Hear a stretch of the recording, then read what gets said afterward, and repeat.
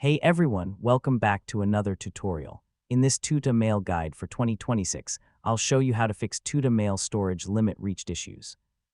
Whether you're unable to receive new emails, send messages, save drafts, or upload attachments because your mailbox is full, there are several ways to free up space and restore normal account functionality. So let's get started. First, sign in to your Tuta Mail account and check your current storage usage. This will help you confirm whether you've actually reached your storage limit and identify how much space needs to be freed. Next, review your inbox for large emails and attachments. Messages containing photos, videos, documents, and other large files often consume the most storage space. Start deleting emails that are no longer needed. Focus on old conversations, promotional messages, newsletters, and large attachments that no longer serve a purpose. And that's how to fix Tuta Mail storage limit reached issues.